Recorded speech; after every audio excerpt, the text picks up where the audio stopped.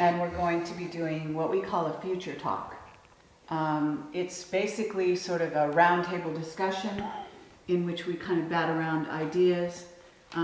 Certainly you're going to be the focal point, and we want to really hear from you on whatever subjects kind of you get sparked by in the course of conversation. No problem. And then we'll just kind of run with it and see how it goes. Something that I would like to say is that I think we get more emails, and have done over the 3 years that we've been going, asking us to interview you and wondering if there's some weird reason why we haven't. Never got together. But here we are. It's all synchronistic in the end. Absolutely. In the end. And so we're here in Sedona, and you're here, and it was great that we were able to connect with you. Great. So where we want to go with this is we have whistleblowers. And I'm curious, have you got your own sort of secret sources that have been giving you information through the years? No. What happened to me is I had an extraordinary experience, or series of experiences, in the early 1990s. I was a television presenter and a national spokesman for the British Green Party. And suddenly I felt, over 1989, that there was a presence in the room whenever I was alone. And it became more and more tangible as 1989 unfolded. It was bizarre, really, because the Green Party in Britain had their biggest electoral year in 1989 at European elections. And I was going through all this while, whenever I was in a room alone, like a hotel room or something, there was this presence, you know. And eventually, it got so powerful towards the end of '89 that I was sitting on the side of a bed in a hotel called the Kensington Hilton in London, just down from the BBC headquarters. And I said to this apparently empty room, look, if there's something there, would you please contact me, because you'll drive me up the wall. About 2 weeks later, it must have been, I'm with my son, who was a little boy then. He's a singer-songwriter now, in mid-20s. 6'4". Right. Yeah, this is Gaz and Gareth, and we were playing football, and we were going to go down to the town to get some lunch. I live on a seaside resort in a place called the Isle of Wight in England. And as we got down towards this Greasy Joe Cafe, some railway worker stopped me and started talking about football, because I was on the television talking about sport and stuff. And then after this conversation was finished, I saw that Gareth wasn't there. I knew where it would be. It'd be in the news shop just down next to us. So I walked in, and he was reading the steam train books, because we like steam trains, certainly like me. And I said to him, come on, Gaz, we'll go and get some lunch. And as I turned, my feet wouldn't move. Now, this is a guy who's not been into any of this stuff. He's a television presenter and national spokesman for the Green Party, a journalist, basically. And my feet wouldn't move. And I heard, well, it's really a voice, but a very strong thought form passed through my mind, which didn't seem attached to me. Why would I think it? And it said, go and look at the books on the far side. So I went over, and in among the romantic novels was this book with a woman's face on the front. And I picked it up because it was so different to the rest. Turned it over, saw the word psychic. So I read this book in 24 hours, and I wrote to her. I went to see her. And what I told her was, I had arthritis, which I have, and maybe her hands-on healing would help. I told her not the real reason I went, which was, would she pick up what the heck this presence is I've been feeling for nearly a year? Well, actually, for a year by then. And we went to the first couple of times. I saw her 4 times, and she did the hands-on healing, and we had a chat about other dimensions and stuff. All made sense to me, because I'd always rejected religion and I'd always rejected the scientific view of reality. I just hadn't focused on what's okay, so what's the alternative? And then the 3rd time I went, I'm lying there on this medical type bench thing, and I felt like a spider's web on my face. which really took me aback, because I'd read in her book that when other dimensions or whatever, spirits or whatever you want to use, are trying to lock into you, you sometimes feel like a spider's web on your face. Well, funnily enough, I never had before and I never have since, but at that moment, seriously powerful, real, tangible. So I'm going, oh my goodness me, what's going on? And she's kind of doing this by my left knee. And I never said a word to her. And then suddenly she launches her head back and goes, my God, I've got to close my eyes for this one. This is powerful. And she sees this this figure in her mind, and she says, this figure's, or whatever she called it, is asking me to pass information to you. And take into account, you know, I'm a television presenter, presenting the sport and the news at the time. And suddenly she starts saying that this entity, or this projection of consciousness, was saying that I was going to go out on a world stage eventually and reveal great secrets.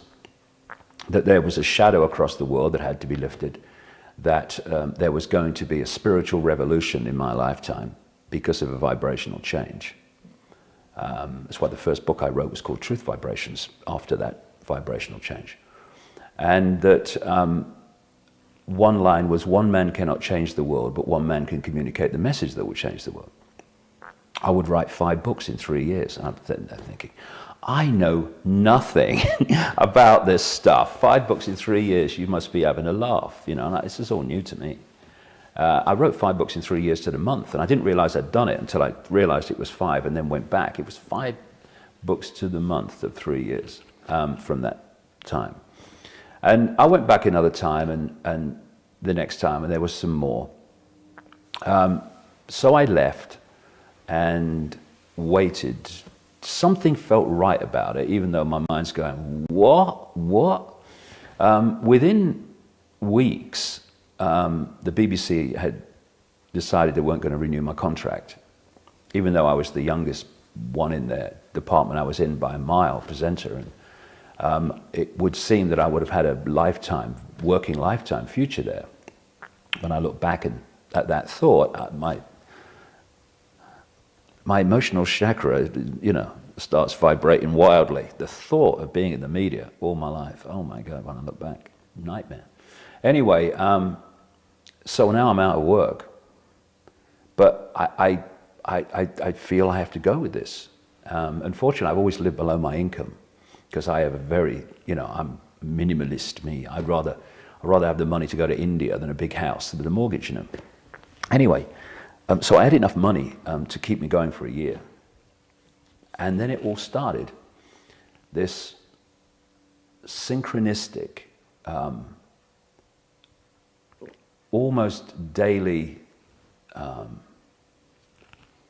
this daily journey through a maze. And when I started out, it was a thick maze. I had no idea what this was all about. I just felt I had to go with it. I didn't even know why I had to go with it. I just got to go with this. And what's happened is, it's like some force has been opening and closing doors. So I go down this road in a maze and not this one. And so coming round to, you know, answering your question directly, I just follow, and have followed now for nearly 20 years, this pulsing, this urging, this knowing that passes through me.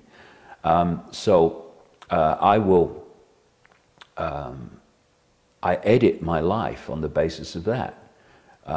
Will you go here?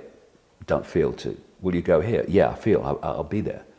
And what has happened as a result of just doing that is I've walked into people, experiences, information, books, documents, which has taken me, when I look back, on a very specific journey. I've described it before as like, you're trying to put a jigsaw puzzle together, and some force is handing you the pieces. We feel the exact same way. We've had the same experience. Almost in the right order, that you can encompass them in the picture most easily. Mm-hmm. And so, first of all, in the early years of the 90s and through to about 1996, all the synchronicity was about the 5 cents level of this conspiracy. Banking scams, families connecting, same people behind this and behind that and behind that, who's behind the drug networks and all that stuff, banking families and engineered wars, what was really behind the Second World War, the First World War, and what's this, and then what's this, this network that is the guiding force of this conspiracy, all that stuff. And then from about 96, when I came to America to talk about this for the first time, and lots of people turned up. I talked to 8 people in Chicago, I remember that. It was that was what you might call an expeditionary 3 months, because I was talking to myself most of the time. But I was picking up information as I passed around, and what started then from 96 onwards was the next stage of this, which is these families that I'd learned so much about in the years before, were actually connected to some non-human race or entities, for which they were basically fronting up an agenda within this 5 sense reality. That's when I went into the whole reptilian stuff. And of course, the synchronicity of my life and my journey, personal journey, and my communication of information are fundamentally connected, because part of my, massive part of my life is, as I've been learning more and more, you know, my personal journey has been clearing out my own body computer programming so that, you know, I can access higher and higher levels of consciousness. Of course, everyone's got the opportunity to do that, and many people are doing it now. So I've had great challenges in my life at the same time as doing the information to break this up. And break these programs up, and one of the biggest ones happened in 1991, when I started talking about what was happening to me. And of course, I was a well-known television presenter in Britain, so there was monumental ridicule of a kind that, you know, few people can actually have experienced. I mean, I would walk down the street and be laughed at by most of the people in the street for like 2-3 years. A comedian only had to say my name, no joke necessary, get a laugh. But can we go back to that? Because I'd love to get, you know, to sort of drill down and find out how did you actually get into the reptilian situation? Well, yeah, what I was just going to say, the reason I bring this up is about the synchronicity of my life. Is because from 96, when I started going to the reptilian stuff, because I'd been through that mass ridicule in the early 1990s, it had cleared me out of the key thing that most people live in, the prison that most people live in, which is the fear of what other people think. Therefore, to me, coming out from the late 90s about the reptilian stuff was not a problem. Because the level of ridicule could not be greater than what is before. But why did you have ridicule before? Because the only ridicule I knew was about the reptilian. Oh no! I mean, I'll tell you another story that leads into that. Towards the end of 1990, when I had finished the book Truth Vibrations, and it went off to the publisher to be published in the spring of 1991. I had this overwhelming feeling, again, the urge, the impulse, to go to Peru. And I had no idea why, I just had to go to Peru. So I get on a plane to Peru, not knowing why I'm going there. And I land in Lima Airport, and from the moment I landed, amazing synchronistic things happened. But eventually, I had this Peruvian guide chap that was taking me around. And funnily enough, the first time I met that guy was in Cusco, in the old Inca region. And I went round to his house because we were going off traveling around Peru from that day. And he's lying on his back and asleep. And I walked in because the door was open. And he looked up at me and he said, not hello, but do you have any dreams last night? What? I said, well, actually, I did. I said, I had a real big, clear, technicolor dream that one of these 2 front teeth fell out. I can't remember which one. And he said, is your father or grandfather still alive? I said, well, my father is, yeah. I said, why? He said, well, that's usually symbolic of your father or your grandfather dying. I thought, well, this guy's going to be a bunch of laughs for the next 3 weeks. And Wow. When I next got a call out of Peru, my father had died back in England. Oh my God. That's unbelievable. Anyway, I go around with this guy, and where it all leads, which kind of fundamentally leads to the reason behind the ridicule, was he eventually put us in a hotel called the Siyustani in Puno. It's kind of southern Peru, not far from Lake Titicaca. And the Siyustani Hotel was named after an Inca ruin site about an hour and a half's drive away. So there's pictures of this place all over the hotel, the ruins. And I said to the guy, I want to go there. So we go out, and I think he did a deal, get some money out of me, because I go out in like a little tourist bus with windows on the side, with a tourist bus driver and the guide and me, nobody else. And we go out to this place, and it's in the middle of nowhere. And basically, when you looked around, it was encircled by mountains, in the distance, mind. And I go there. The only people there are a couple of children with llamas for tourist photographs, but they weren't no tourists. So I walk around for about an hour, and it's very nice. It's on a hill, a lagoon on three sides. And I go back to the car, and it was nice, but it didn't match the urge I had to go there. So I get in the van thing, and we start to drive away. And I'm looking out the window, daydreaming. And I see this mound to my right, but must be no more than 3 minutes down the road. And as I look at the mound, all I can hear in my head is, come to me, come to me, come to me, come to me, come to me. What? Because I'm really new to this stuff. I mean, what's going on with my life? So I said to the guy, can you stop the van, because the bus thing, I'm going up the mound. So I went up the mound. I couldn't see it from the road, but when I got to the top, there was a circle of standing stones. About waist high, these stones. Well, obviously been there a very, very long time. So I walk into the middle of this circle, and I'm looking across to Siyustani and across to the distant mountains, and it's a piercing hot Peruvian day. No clouds, not a cloud in the sky. Very much like this one today. And I walk to the center of this circle, and suddenly my feet go again, like they did in the news shot, but only seriously more powerful. They're like magnets pulling my feet to the ground. And I think, oh crikey, I recognize that, here we go. And then I felt like a drill going in the top of my head and through my body, through my feet into the ground, and then another one coming the other way. And then my arms go out at 45 degrees like that. I never made any decision to do it. And of course, you hold your arms out there for, a minute. It starts to ache. Well, my shoulders do anyway. It was the best part of an hour. It must be 45 minutes to an hour, my arms were like that. And when it was over, my shoulders were agony, but when it was going on, nothing. And what then started to happen is this energy coming through me. This is February 1991. Got more and more powerful. My body started to shake with it. And I had two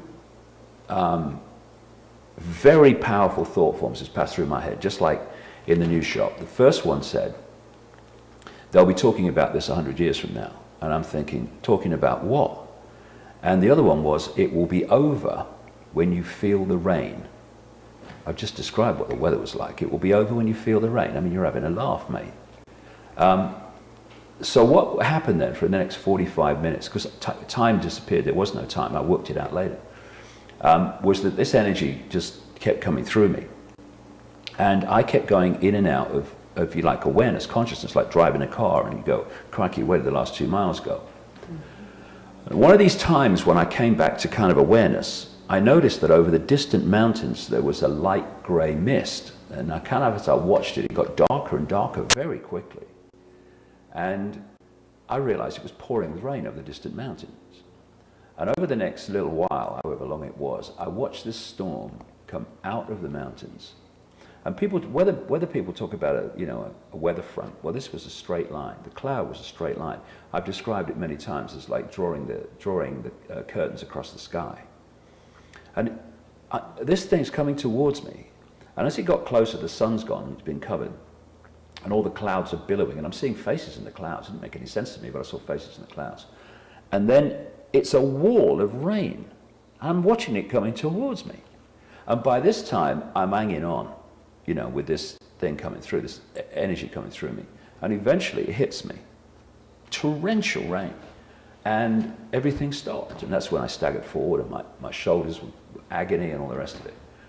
And many other things happened. But when I came back to England after that, as I said earlier, my book was published in the early part of 1991, which is, you know, a matter of a very short time after this experience. And when I look back now, it was like, you know, if you've got a dam and it's holding water back, well, the water is calm, right? Because that's its natural state in that situation, if you like. But when the dam bursts, before a new balance is found after the dam bursts, all hell breaks loose in the water, right? As it's trying to go from one state to another. Yep. When I look back, what happened to me on that mound? It was like the waters of my mind bursting. And for 3 months, I didn't know what planet I was on, right? In the middle of this, my book came out. And I went on the biggest chat show, live chat show in Britain at the time. It's called The Wogan Show. In a complete bloody daze about what was happening to me. And it had all been in the national papers that basically I'd gone crazy. And I was sitting in this chair in the chat show, and the audience were laughing within a minute, 2 minutes. And they basically laughed for, I think I must have been on about 16, 17 minutes. And from that moment on, because I was talking about what was happening to me, except I didn't understand what was happening to me. And what that did was trigger the most extraordinary levels of ridicule. And it cleared me out of that fear of what other people think. But I learned so much about human behavior. I remember, because what you're supposed to do when you face that scale of ridicule is run and hide, right?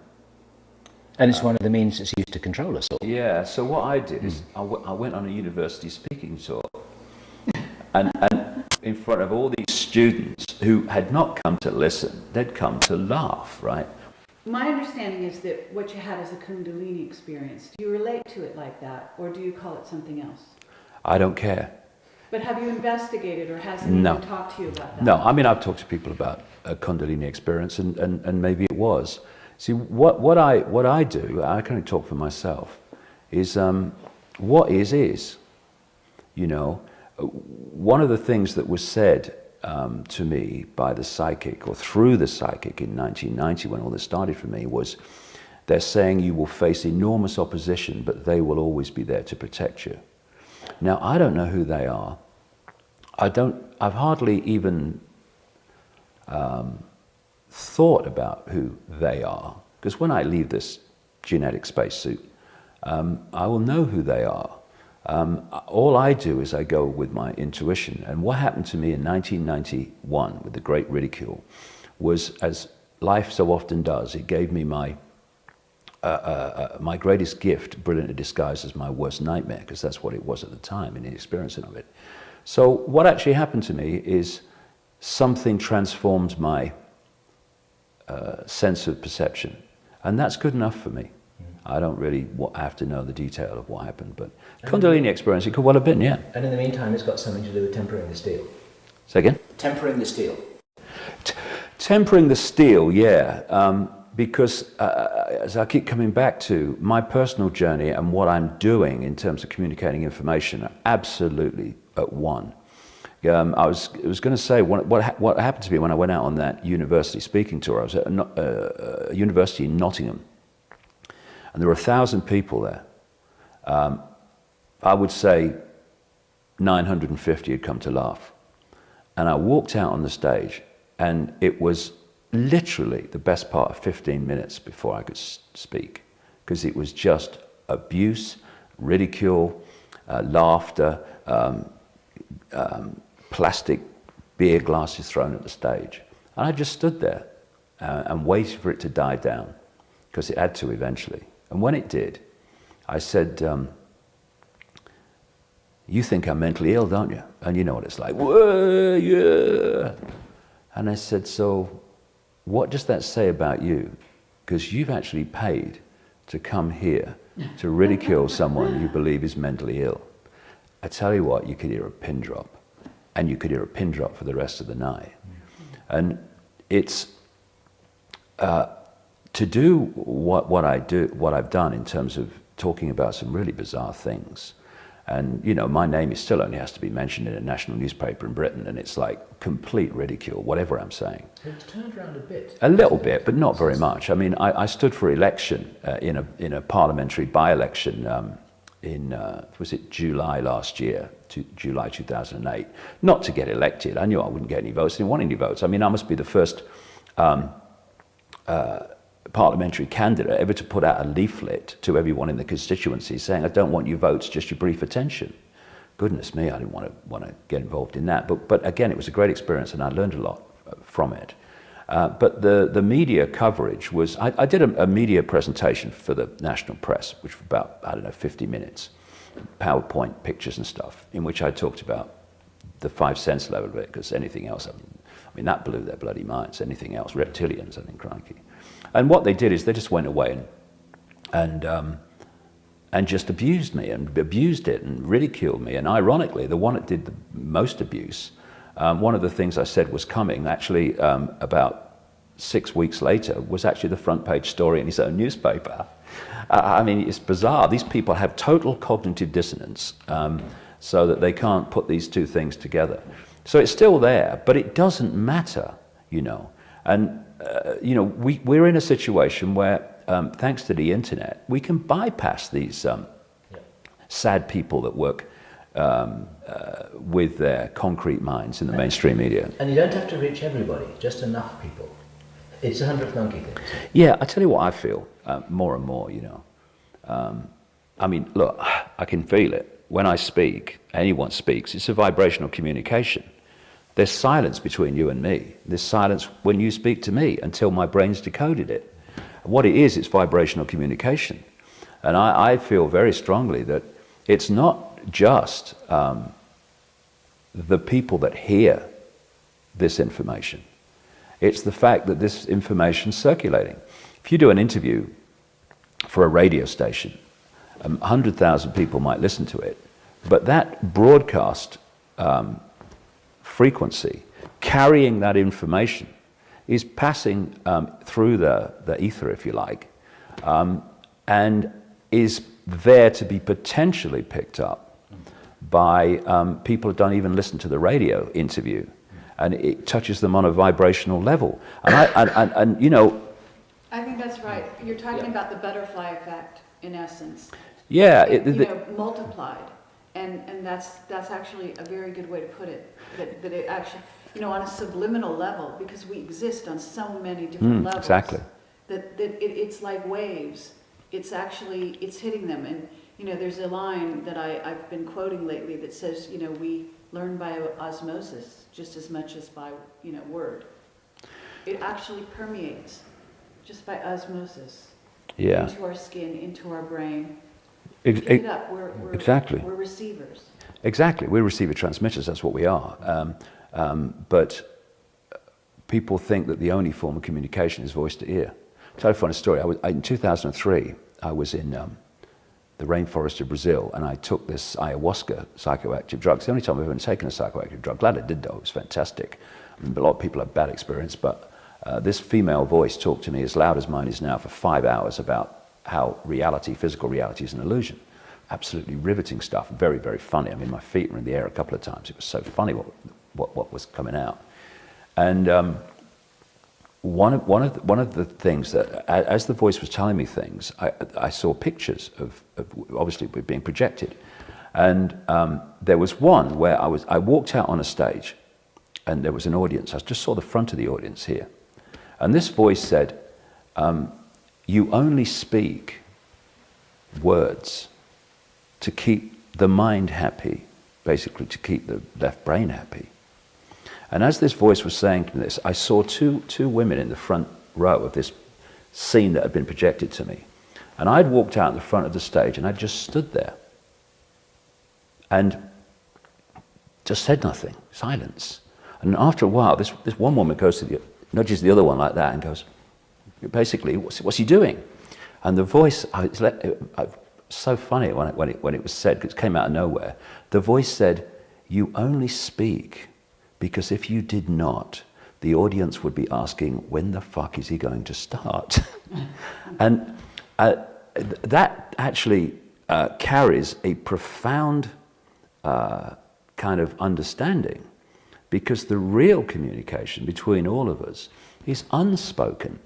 Absolutely. And this is very good news, and this is what I would impress upon people. The more you speak your truth, even if people are not listening, you're changing or offering a vibrational field which other people can tune into. When I look at the speed at which people are awakening, it's not just because of information on the internet. It's not just because of information in my books or someone else's books. There's something massive going on vibrationally, which fits totally with what I got through that psychic in 1990, which was, there is a spiritual revolution coming and it's taking the form of a vibrational change. I can see it. In 1990, no evidence. Now, I mean, please, you can see it. I had people come up to me in LA when I spoke there recently, saying I was absolutely a part of the system until 3 months ago. Yeah. Right. Yeah. I read one of your books, and suddenly I'm just totally different. Now, it's not just because they read one of my books. If you start tuning into this vibrational change, then bang, things can happen real quick. And I personally find it such a good thing that from my experience, I went through all that nightmare experience in the early 1990s when I started to awake, not knowing what the hell was happening. Because now you can explain to people that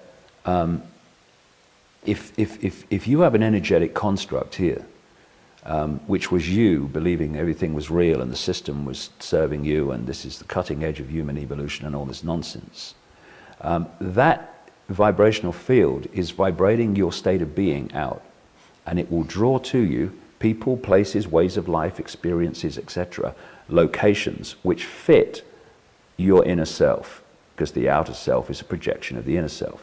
So when you start to transform, this is what happened to me, but I mean it happens to everybody, to another state of being, which then draws to you a very different group of people, places, locations, ways of life, etc.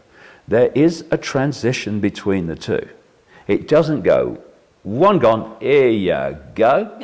This one has to break down as this one emerges. It's a process of one losing power over your reality, another one gaining power. It can happen very quickly, but it's not like instant. That's actually a great metaphor for what's going in the macrocosm. Exactly. On the planet. Exactly. And in the United States in particular, but certainly England, all over. I mean, what we can see it here. I mean, what's happening here with the economic, downturn, and with people losing their houses, their shells, if you will, change their lives. I couldn't agree more. And the more you resist, I think, the more destruction is going to happen. The less you resist, the quicker, the destructive phase is over and you can actually start climbing back up. Exactly. In your case, you were quite extraordinary in the sense that you had this radical change in your life. Almost, you went from, black to white.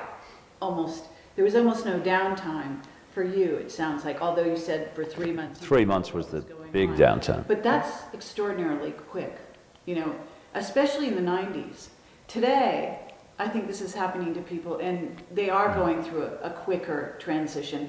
And in some ways, there's also reason for that, because you and people like you have made it easier for those that are following now to go through the changes.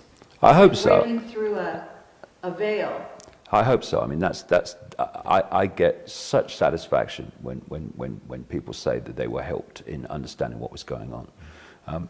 And you're absolutely right. I mean, I talk about this a lot now, because between that, the old self, and all that it projects in what we call the physical experience, and the new self, which projects something else, there is apparent chaos.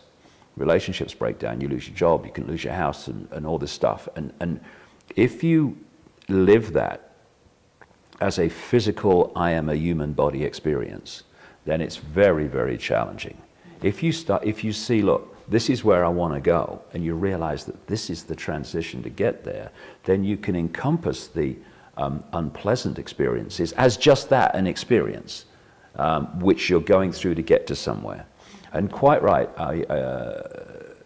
the collective, there's so many levels of this. It's like when people say to me sometimes, tell me what's going on. I say, well, first of all, I'm not the guru, but if you want to know what I think is going on, my question is, what level of what's going on do you want to talk about?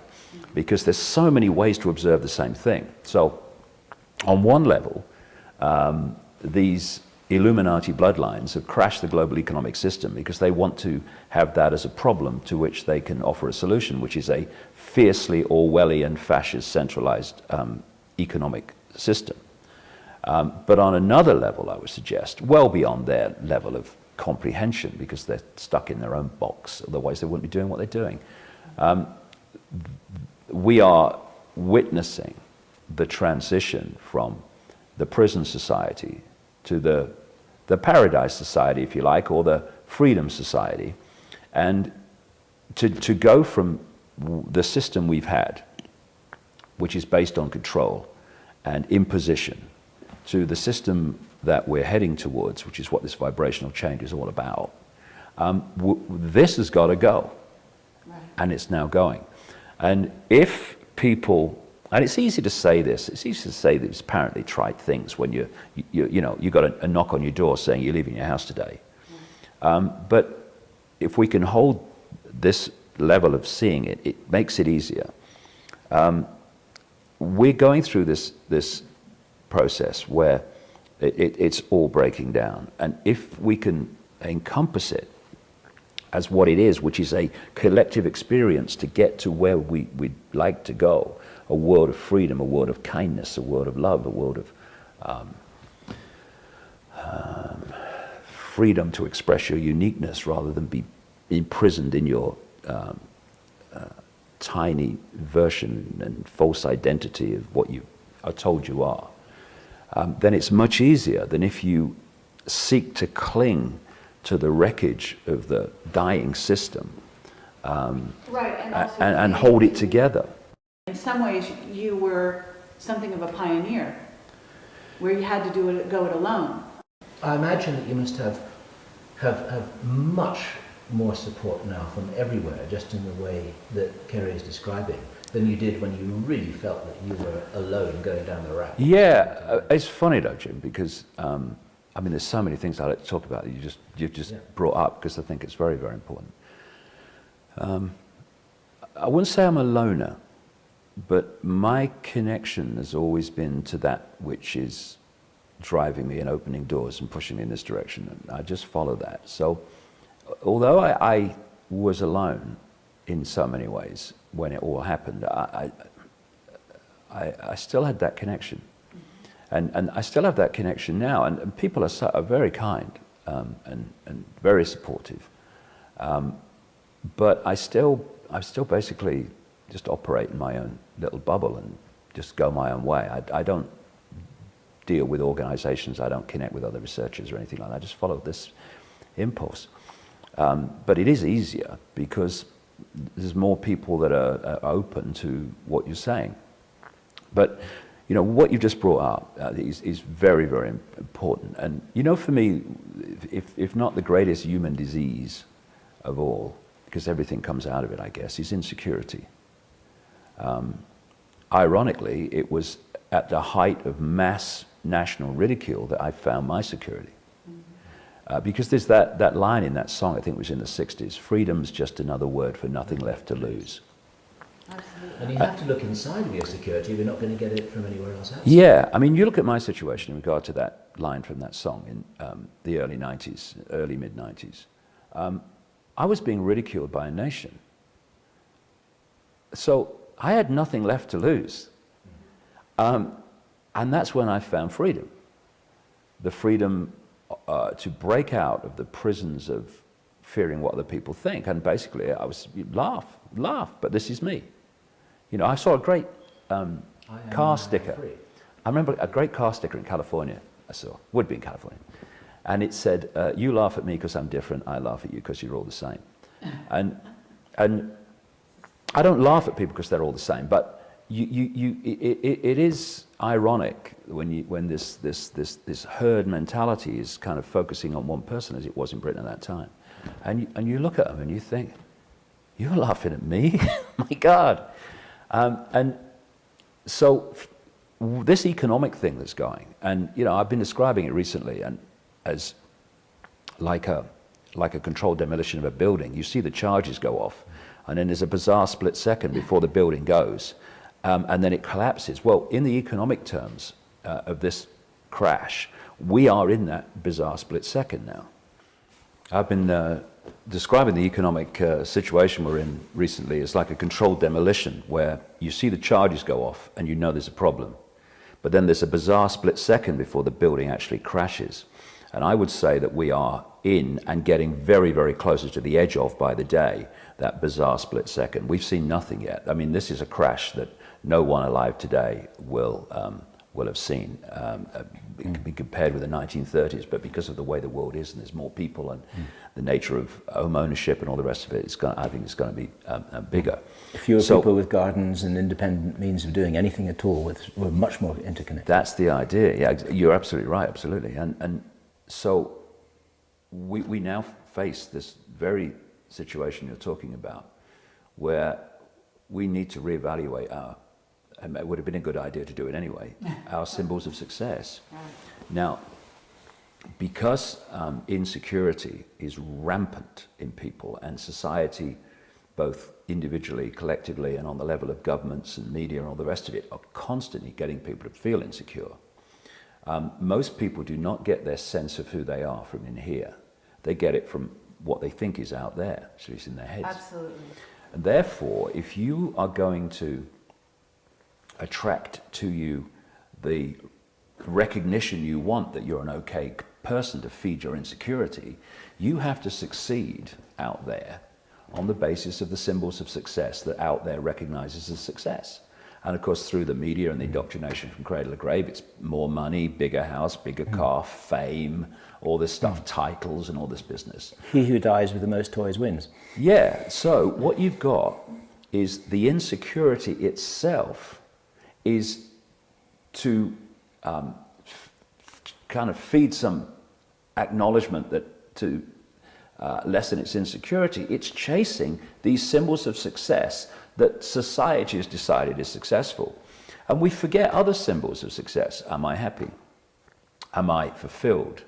You know, do I live in a society, a kind, loving society that I'd like to live in? And all this goes by the board, because the other thing about needing to succeed on this manufactured basis to feed this is that you then have to compete with all the other people that are trying to succeed in the same way to feed their insecurity. Right. And that creates this dog-eat-dog, top of the greasy pole society, where everyone's walking over everyone else. Well, not everyone, but vast numbers of people are walking over everyone else, so that they're the ones on the top of the pile that get their insecurity fed most profoundly with the symbols of success. And this is why, this insecurity is why you find some of the most insecure people you'll ever meet in places like Hollywood and in the entertainment industry, because their insecurity is such, and they're not all like this, some very secure people who just play music and like to act, but there's a lot of insecure people because they need that extra adulation to feed their insecurity.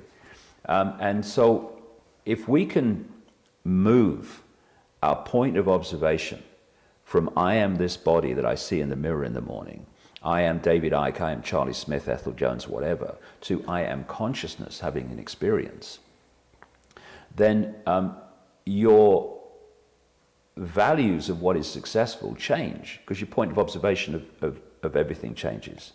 And it's the mind working through the body that deals in status and symbols of success that are how high is your pile of trinkets.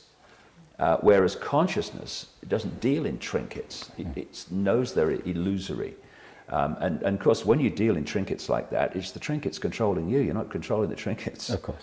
And so, for me, the whole foundation, both of coming through this crash to something much better as a result of it, and the whole transformation in general, is moving out of mind and into what I call consciousness, which is that beyond this virtual reality game, beyond this biological computer we call the body.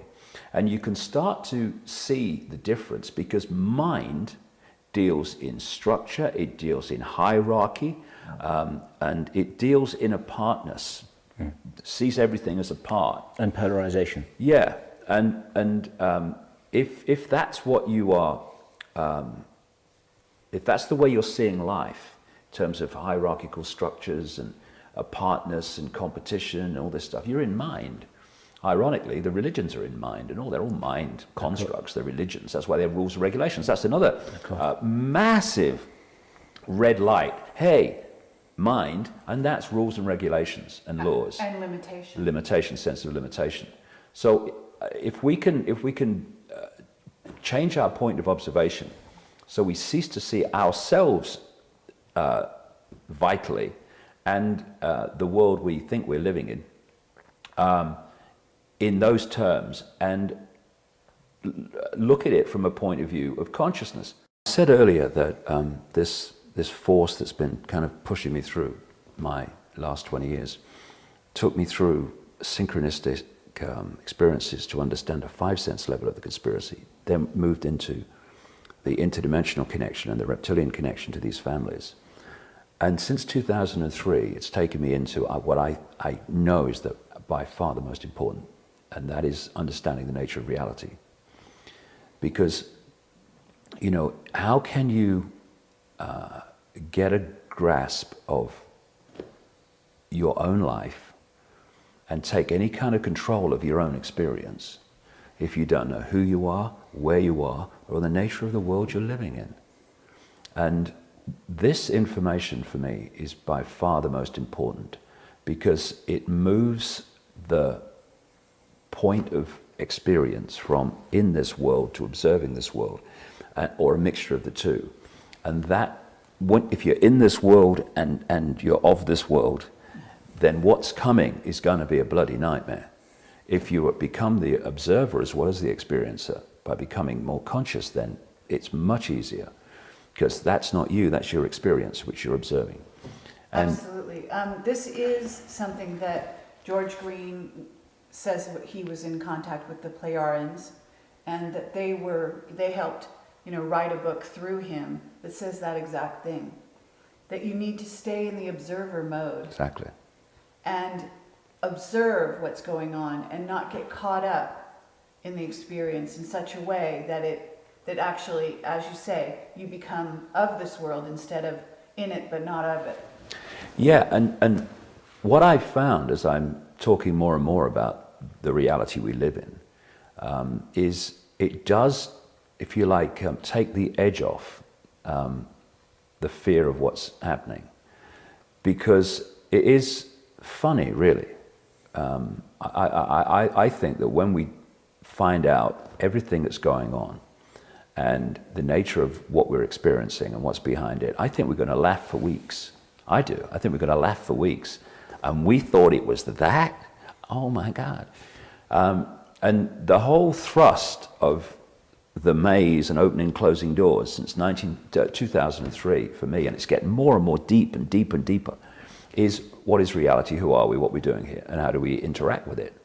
And it's very clear to me that this is a virtual reality universe of enormous advancement compared with what we perceive to be virtual reality simulations in this world. And this is not just supposition. This is provable scientific fact. I mean, it's so good that we think it's real. Yeah. Yeah. Sure. You know, the five senses just decode vibrational information into electrical signals, send it to the brain, and the brain decodes it into this construct that we think is outside there, but it's actually inside us. The only place this world exists, a so-called solid world, a three-dimensional world, is out there. Out there, we think. But actually, it doesn't exist out there. Out there is just vibrational fields. It exists in here as we construct it. And even the brain is a decoded construct as well. It's on an energetic level that we do the decoding, really. And this is very, very important, because what the manipulators do, because they've hoarded this basic knowledge and passed it over at the highest level of the secret society network and sucked it out of public circulation, they know that if we look out there for answers, believing that there is an out there, instead of an illusory projection that's going on in here, then we're never going to change anything. Never going to change anything. And once you go, there's no out there, so where's it coming from? Oh, it's coming from in here, so this is where I have to change. Oh, there you go. It's what I call, and this is what most people do because of the suppression of this understanding, is they stand in the movie theater and they shout at the screen because they don't like the movie. And people say, you're crazy, you're never going to change the movie, shouting at the screen. Go back to the projection room, change the reel if you don't like the movie. And the projection is deep within us, you know. Some research I saw recently says that about only 5% of behavior and decisions that we make are with the conscious mind. I would say that's not correct, personally. I'd say 100% of what happens in this three-dimensional reality, it's only in our head, actually is a projection. And the conscious mind is actually not the decision maker at all. It's the observer and experiencer of it. It's like, it literally is the same principle as a movie projector, which comes from within what we call the subconscious, where all those patterns are there which we're being influenced by and are affecting our projection and our reading of it. And it comes out of the subconscious. And by the time it hits the screen in here, symbolically on the movie theater, it's a done deal. This is where the change has to take place within us to change the projection, which is our conscious mind's experience. And people are so caught in the conscious mind as that's the only level. I mean, they hear talk about subconscious and all that stuff, but really it's, I thought it. Well, how come that experiments have shown that the electrical changes and muscular changes to make an action happen happen a split second before the conscious mind has decided to do it? It's because they're playing it out. And so this talk about we must go within, this New Age must go within, and there's much about the New Age I would challenge, but this basic theme is absolutely right, I would say. And what the whole conspiracy is trying to do is get us to look out there.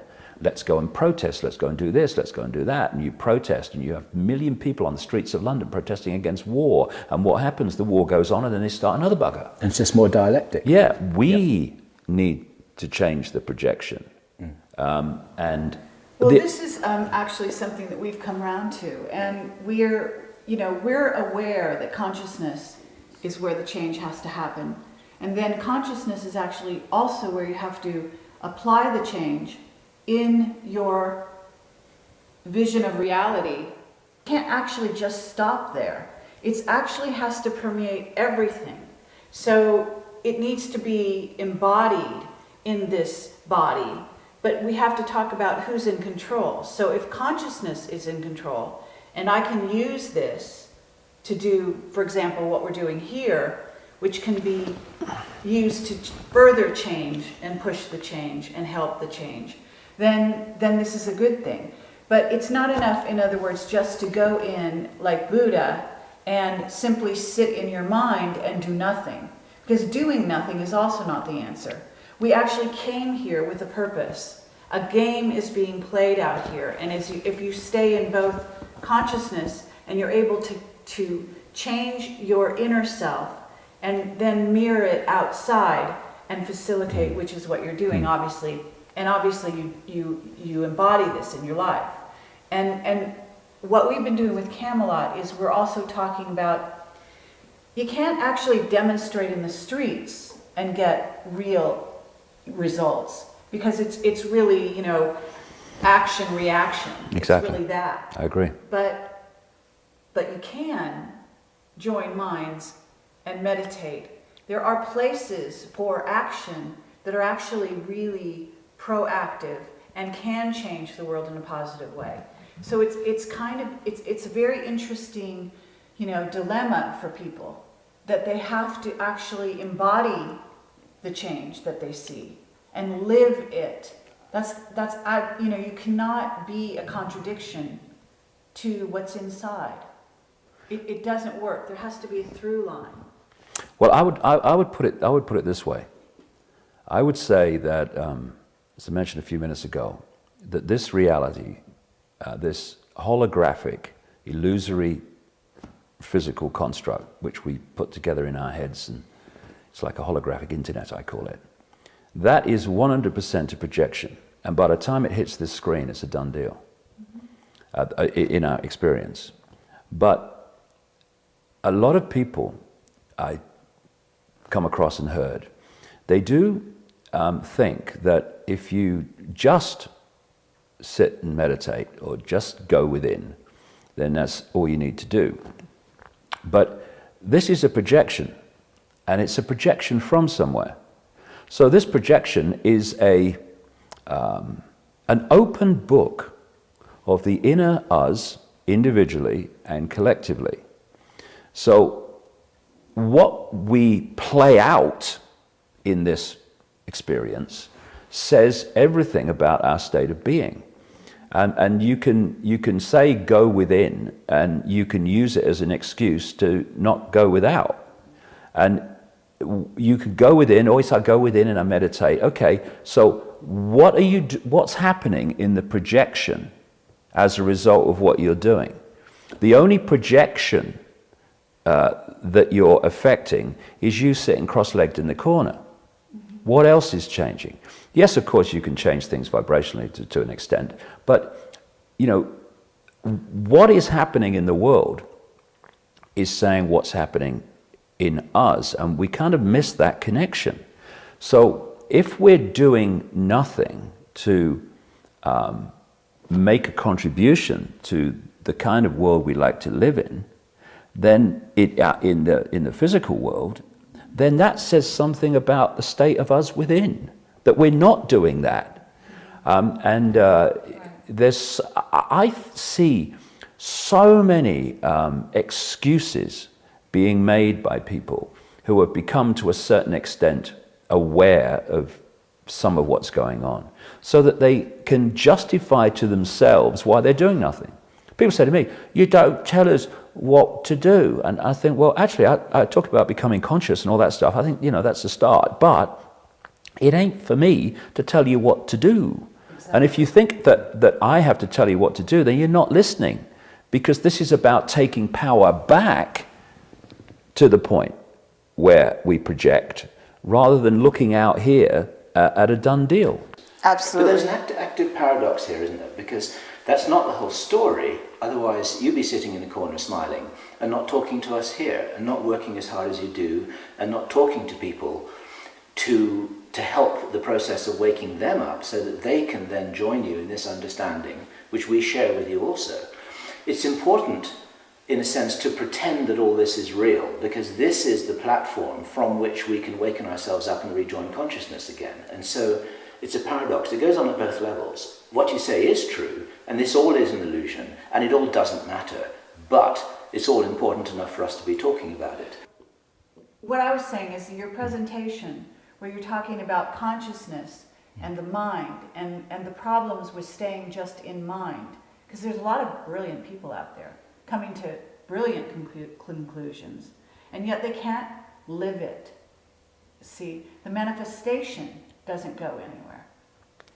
Yeah, it becomes an intellectual, academic kind of point of observation rather than consciousness, which is something that just is. The difference that I am now increasingly making is between mind and consciousness. And I would go further and say that we talk about my mind, your mind, his mind, her mind. I don't see it like that. I talk about the mind.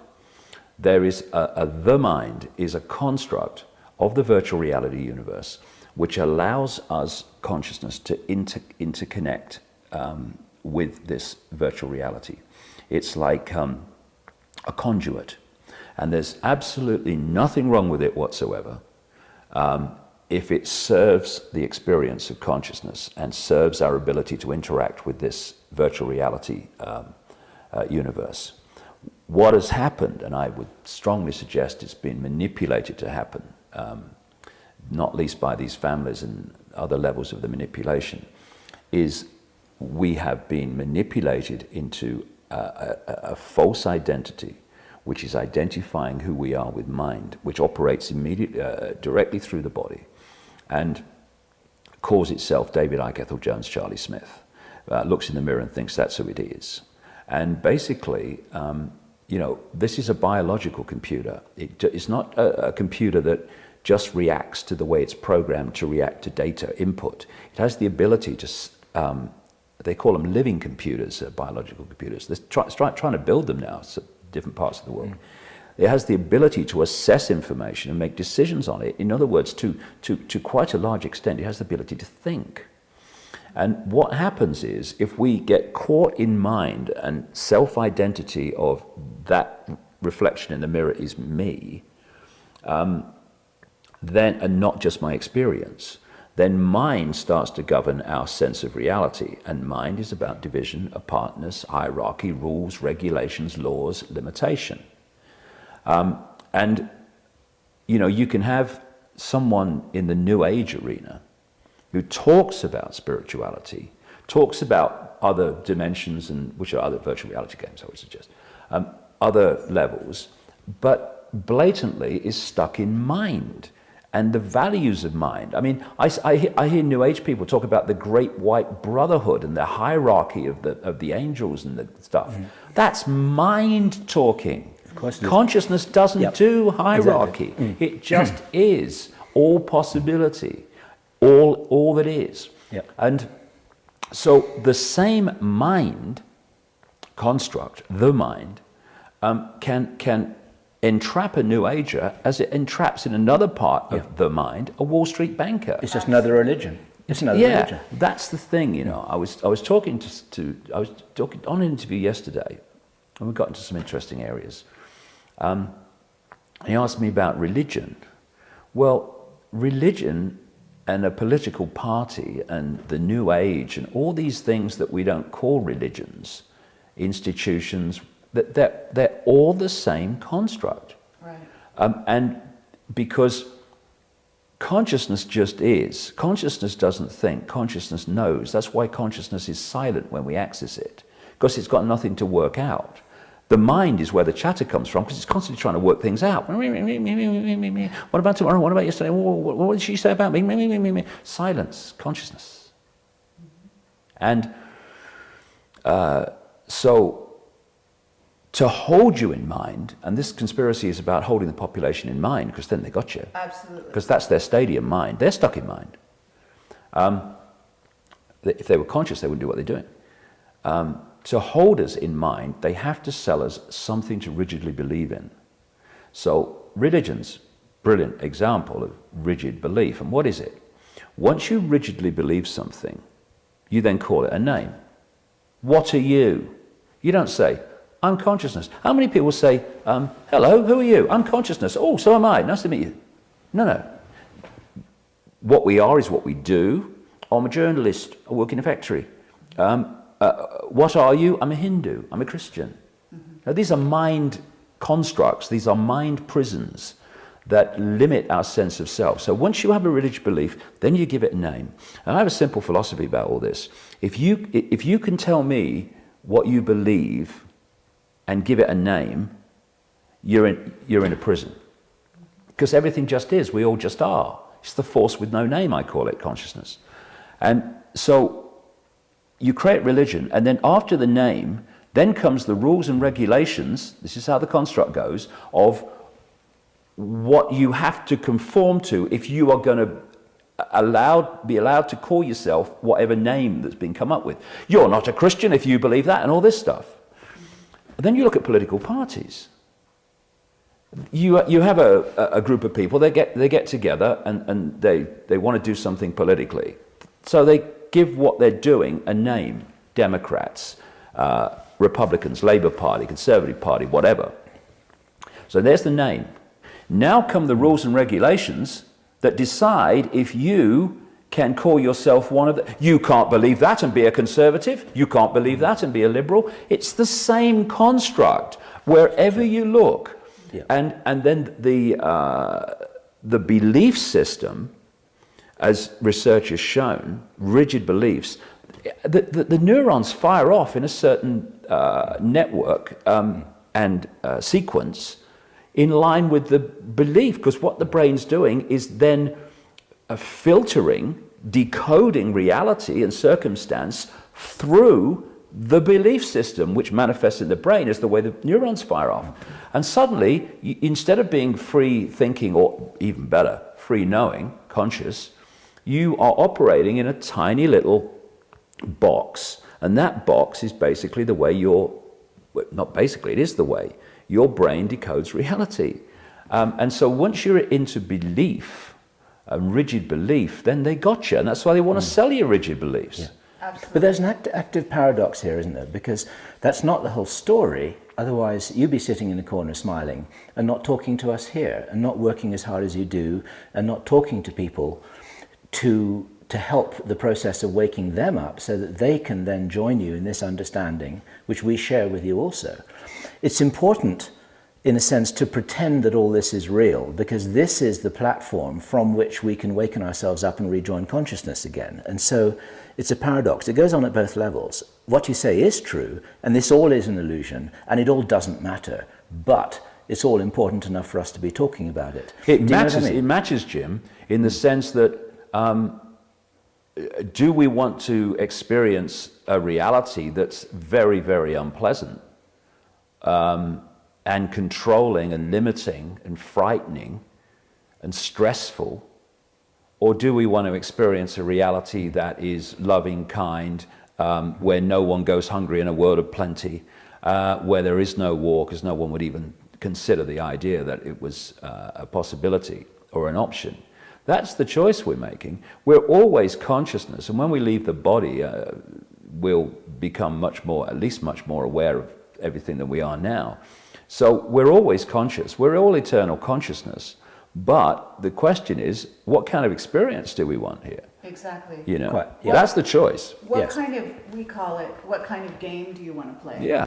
We have a chance now, because we are consciousness, to change the rules of the game, to make it something different than it is. Change inside, but let's also agree, because that's what's happening. That's what a consciousness revolution has to be about. It's not good enough for you, David Icke, to have got it. It's not good enough for us to have got it. What we need is for everyone to get it that's in this game here on this plane, because that's what it's really about. In other words, consciousness, and this is where it gets into what is consciousness. It's love. And what is love? It's actually the awareness of all of us. Well, I would say everything is consciousness, but mind is consciousness, but it's a much denser expression of consciousness, and that's why it thinks everything in terms of limitation. And as people become conscious, it can, to use the term of a friend of mine in South Africa, consciousness can conscientize mind and bring its awareness out of the level that it currently perceives reality. But I do think it's important that if we're going to play this game successfully, that we understand where the game is being played. It's not being played out there. See, what the five senses are doing, like I said earlier, is that they're decoding vibrational information, turning it into electric signals, and the brain then constructs this apparent reality out there, which is actually only in here. So the prime reality is vibrational. That's the prime reality. That's where the change has to take place. Because as the change takes place there, the five senses decode different vibrational states into electrical signals. Like that wonderful story told by Michael Talbot in The Holographic Universe. Yeah. And I read that page over and over again when I first saw that book in the late 1980s. This is the story about the stage hypnotist who hypnotized the father to believe that his father was that his daughter was invisible. Mm-hmm. And then he was able to read an inscription on the watch held behind her body, because for him it was no longer there and reality had changed. It was physically different in his mind. Well, this is the whole point, you see, that for a hypnotist to put a watch behind someone's back and someone on the other side of her read it, that is perceived to be impossible. But it's only impossible if you believe this world to be solid and real and out there. The reason it could happen is because the prime reality, and this, I can't emphasize this more, the prime reality that is playing out here is vibrational. That has to change or this can't change. And so if the hypnotist, as he did, implanted the program into the guy's brain not to decode the vibrational level, the prime level of his daughter, through this system into a holographic so-called physical form that we see, then he would decode all the other vibrational fields in the room into people and walls and furniture. But because it's like a computer being firewalled off, he doesn't decode the daughter's prime state, your prime state, our prime state, the prime state of everything, this vibration, the vibrational level, into the holographic, apparently out there reality. And so she doesn't exist in his head as a holographic form, i.e. supposedly physical, so he can't see her. Because she's not there, he can see what's behind her. Therefore he can read a watch even though she's standing there. To everyone else in the room, they can see her. Why? Because their brain has not been programmed not to read that energy field into a holographic form. Now, just as a quick aside, how many things collectively are we not reading that are there to be read? Right. Well, one of the things is there's more than five senses. Okay, and the heart is, you can't, see, it's not just the mind, it's actually the heart. It's really the heart and the intelligence of the heart that he could see through if he would only use that. So it's more than, we have, in other words, these are tools for us. Our mind is a tool, our heart is a tool, but you can't stay up here. You've actually got to go through the heart to really see. See, we don't see with our eyes. That's a construct. That's a mental see with our brain, construct. Yeah. We actually see with our heart more than anything else, and through the heart.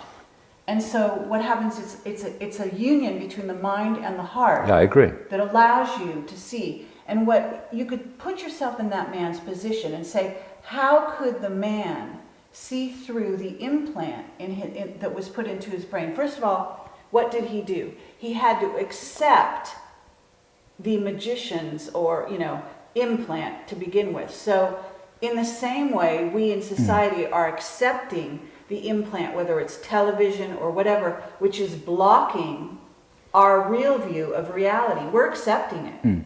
Yeah, I mean, the thing is, though, that what the hypnotist was doing was just programming the decoding mechanism. Yes. And therefore, he didn't decode a vibrational field, i.e. his daughter, into a holographic form. Therefore, he didn't see her. And I completely agree that the heart has the potential to be a massive part of our reality, decoding our reality expression. But we also have to appreciate that this conspiracy, while we see the George Bushes of the world and the Barack Obamas and people like that and the Kissingers, the real level of this conspiracy where the world is being controlled is on a vibrational level. That's why I talk about these reptilians that are doing this, and others too, operating outside this reality. They operate in the level of the vibrational level. That's where the manipulation's going. And we need to be, kind to ourselves as well in understanding the challenges that we've faced, and not least trying to understand a world that is being manipulated into a state, or has been manipulated into a state, which is to stop us understanding the world. And so, we look at television and the manipulation of television and newspapers and stuff. But that when we see a newspaper or we see a television program, we're just seeing the decoded version of a vibrational field. Those newspapers and those television programs and news programs and all the rest of it, they are actually, quote, physical holographic representations of the prime reality, which is a vibrational field. It's at that level that manipulation we call subliminal, that manipulation we call lying to the people and all the rest of it, actually happens. And so basically what they've done is pull a vibrational veil over us. And if you can make it powerful enough and dense enough, you focus people's sense of perception into such a narrow area that they disconnect from an awareness and therefore a deep effect in their perception of consciousness. You're isolating their point of observation into mind, and that's happening on a vibrational level, which then plays out in what we call the physical world. So what's vital, and this is why this information is so important. Not just, I tell you what I've found. Nothing represents literally and symbolically the prison than the left brain, which deals in apartness, language, hierarchy, structure, and all this stuff. And the information about the 5 sense conspiracy, I've found, one of its great values is that it operates in a left brain realm when you're explaining how this and that and the other is connected to the same people, and they control that, and this is what they're doing, and these are the techniques they use. That's left brain information. Right. And when people say, oh, you shouldn't put out that information, it's negative, they don't understand that we're looking at a multi-level situation, therefore we have to deal with it on a multi-level basis. That means covering all bases, not just sitting cross-legged on a mountain. Of course. Now, what I've found over the years is that once the left brain, because symbolically I see, you've got the left brain, which is what I'm talking about. You've got the right brain, which is a much more out there connection and sees everything in unity, the creativity. And then you've got the bridge, the corpus callosum, which ideally should be sharing information. So you've got a balance. You're in this world and of it, But what the conspiracy does, again, it's all on a vibrational level that it goes in and then it plays out here, is they put symbolically soldiers on the door to the left brain. This is why, to progress within this society, one of the most effective ways is to keep passing exams and getting degrees and all this stuff, because that's an exam is, here's some left brain information, now give it me back on a paper telling me what I've told you to believe. Okay, you've done it very well, you've got a first-class degree, a first-class indoctrination often. Now what this conspiracy information on a 5 sense level does, it talks to the left brain in the language the left brain understands. And I've seen it over the time in my personal experience, and of course other people would have seen it. It starts to make the left brain change its sense of reality. And once it starts to change that, it starts to think, well, hold on a second. If everything I thought about the world here was wrong, and it's not like that at all, what the heck else is in this world is not like I thought it was. And I've seen this where people, once that left brain starts this process of withdrawing from a sense of it knows what's going on to, I never knew then it starts to move. And as it starts to move, it literally starts to open to other possibility. And then this movement between the hemispheres can start to happen. And I've seen people who would have laughed in my face about reality and all that stuff, who now encompass it because they went through the process of credible names, dates, places, 5 sense information, explaining logically why the world is not like they thought it was on a 5 sense level. Everything starts to move then. So you know, it's important that the deprogramming of people's manipulated sense of reality happens on multi-levels, not just kind of, you know, we must become spiritual, we must go within. You know, I mean, people say, oh, Alex Jones, he just frightens people and all that. Well, hold on a second. You know, just hold on a second. You know what's negative? It's not information, it's ignorance. That's what's negative, ignorance. And if you want to be ignorant and therefore a manipulator's party trick, then you go ahead. And if you want to look at the information, the 5 sense information that I put out and Alex puts out and people like that and many others, and say it's negative, it's frightening. Well, the fact that you find it frightening instead of empowering because you now understand the game better and therefore you have more power to do something about it, then that is not a statement about those putting the information out. It's a statement about the way you're receiving it. Exactly. Something that we liked very much was something that George Green said to us in our interview with us April last year. And he used the little analogy. He said, listen, if your car is on a railroad track and there's a train coming down and you don't know that, then, and I don't tell you, then he said, shame on me for not telling you, and shame on you for not knowing. And this is just a nice little way of encapsulating what you're saying. Yeah, I have an analogy I use very similar to that. I talk about not the hurricane coming, what do you call them? The twisters. The tornado. The tornado, yeah. And the tornado's coming, but you have put your head in a bucket of sand because you don't want to face the fact that the tornado's coming.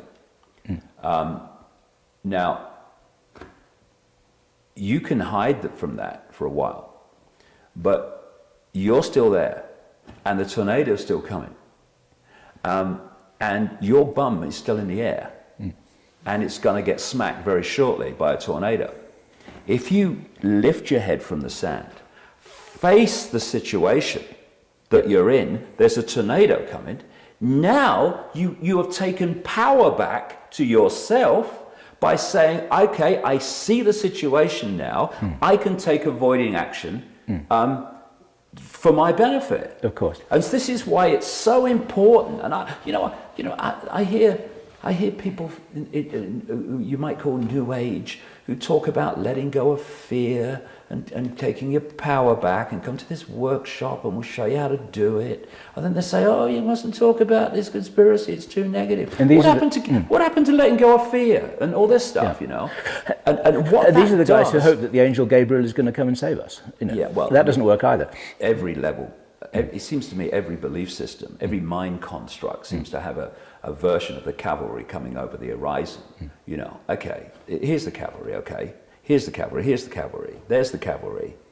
And we need to understand that, you know, because if we give our power away to other people, where do those other people actually, where do they actually stand physically as we give our power away to them? Out there, symbolically. So what we're doing is giving our power away into the illusion and then wondering why nothing ever changes. The whole conspiracy, or the foundation of the conspiracy, is to persuade 6 billion people to give their power away every day. And the power used to control is the power these people are saying, thank you very much, thank you very much, thank you very much. Take it back, House of Cards comes down, because that's what it is. It's a House of Cards, and we're holding it together in here. We're constructing the House of Cards in here. Great news, we can bring it down in here. Right, but I have to say that we're not only going to do that with the mind.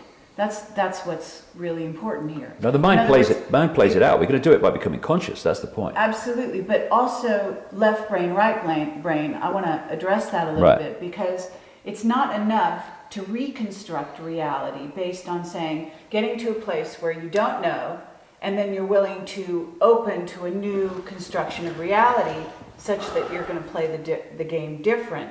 but you're still lodged in the left brain. You must bring in the holistic view, the view that encompasses the heart, that encompasses the female, which is the yin-yang side of things, because what we have here has been playing out for centuries is a really yang view of reality, especially on the western side of the world. And so what I have to say is, it's more than just reconstructing the left brain in a new way to play the game better, because that's actually cheating yourself on another level. So what you need is you need to grow and open the door between the left and the right brain such that there is a flow. And that means that you're talking about the heart, you're talking about senses that are beyond the five. And so you have to, what you had to do in your own exploration was you never would have gotten the information you wanted to get by staying in the left brain. It actually, as you said, you had physical sensations, they locked your feet, they gave you information that came out of nowhere. You couldn't make logical sense of it. It was, logic goes out the window. So left brain's gone. You know, it's, even words are useless when you get into that place. So it's you must actually, it's like traveling in a sense. You must actually travel to a different place. What you do is you follow your intuition. Right. You're over on your, I guess they call it the right side of the brain. That's where you are. That's where intuition resides. So you've opened that door. There is a flow, and that's really what has to happen. Well, yeah. I mean, I take my intuition, which has guided me and has led me to information, and also it's like a filter. I have a vibrational sensation when something is not true and something is true, and another one when it's maybe partly true. That's holistic. Yeah, but I still, the left brain's still important on bringing those concepts down into a language of communication that people can assimilate that are stuck in the left brain. Because if you don't talk in logical, from their perspective, logical terms that the left brain can understand, which is under lock and key, then that key will never open. And that's also why what you've just said, that you will except on rare occasions when I'm talking in a very small time scale or doing an interview on a specific subject, I will never talk about the five sense conspiracy without the nature of reality and the influence of the influence of consciousness and all the rest of it. Another point you make is about the heart. I agree. The heart is absolutely at the heart of this and is much more powerful than the brain and much more powerful than the mind, because it is connected, I would say, that what connects us through to consciousness. And this conspiracy also, because, you know, it's a simple thing. In the deep shadows, behind the people in dark suits, are a force, whatever you want to call it, that understands how this works. Right. So they've structured a society that is to close down all the channels to consciousness, to isolate us in mind, because then we're playing in their stadium. And one of the key things is to close the heart, to close the heart. And if you want to open the heart and you want to become conscious, it's what I say in my talks, then what we need to do is to ask the question, what would consciousness do at this point? Would consciousness, when we're faced with these set of circumstances, say, well, what's the best outcome for me? No, consciousness will say, what is right, just, fair thing in this situation for me to do? And if we, when we're faced with choices all through the day, ask that question, in this circumstance, what would consciousness do? And act upon it, crucially, then everything changes. And our life changes. Why? Because we are now starting to resonate with consciousness because we're operating in its realm, which is by doing what we say consciousness would do in these circumstances, we are vibrationally locking in to that level and therefore becoming more and more influenced by consciousness. When we say, well, yeah, well, I see that, but I mean, it's not good for me if I do what's right in this situation. I must do what's right for me. That's mind, so that's locking you into mind. You know, this thing about becoming conscious, I see it so often all over the world. I mean, I was in India just before Christmas, and you know, good luck to them, but they make it sound so complicated. And you know, a lot of the complication, I see this with New Age people that stand on stages and do workshops, not all of them, of course, but I see it with gurus in India and stuff like that. Not all of them, again, but vast numbers of them. The complexity says two things. One, they don't really understand it, because if you really understand something, you can put it in simple language. I'd agree with This that. is why you get academia repeating jargon, and you say, look, I'm an idiot, mate, okay? I never passed an exam in my life. I left school at 15 to be a professional soccer player. You're going to have to put it in language I can understand. They can't, because they don't really understand it. They're just repeating jargon. And the other side of the complexity of becoming conscious is if you can make it sound complex, then you've taken power over your potential audience. Absolutely. That's a big thing. It's still a power game. You have to come through me, and the more I make it sound complex, the more power I have, and therefore the more you must come to me, and the longer you must stay with me. And oh, by the way, you know, put the check in the box as you leave. And yet it is so simple. This is the point I would make. People talk about we must become conscious. It's a line. We are conscious. That is our natural state. What's happened is barriers that we have been manipulated, and we must take responsibility for it too, big time, have put in place, have symbolically created a concrete shell around our natural state. And this concrete shell are all the things that control people: fear and stress and conflict and seeking success and competition and all this stuff. It's not that we have to become conscious. We are conscious. It's like breaking that shell. And that shell is mind domination. It's like the lie that's in language. Like the lie that's in language when people say, my spirit, my soul, and I'm hungry. It's like, wait a minute, this is the wrong way around here. You know, I have a body, and my body is hungry, and my body is tired, and I am a soul, and I am a spirit. But language, which is a product of the mind in the first place, because we don't think we don't talk how we think how we talk, and language is one of the ways in which we're programmed to think. Massive way, massive. As George Orwell pointed out in 1984. Programming the computer. Yeah. But what are words? They're vibrational fields. So again, even the words that program us are actually coming in at a vibrational level, a waveform level, and they're only decoded into language when they pass through the brain construct. So everything gets in, that plays out here, gets in at a vibrational level. That's why we need to get to that level of ourselves and clear ourselves out, because that's where all the patterns are put in. And I use this analogy in my talks that a ball, its natural place in a tank of water is on the top, just floating away, the natural state, free, going like. If you want to put the ball in a natural state in the tank, you've got to put it on the bottom of the tank, and you've got to hold it there. You can't put it there and it'll stay there, because it's not its natural state. Its natural state is floating on the top. Our natural state is being conscious. So what the manipulation has had to do is, and this says something about the true scale of who we are.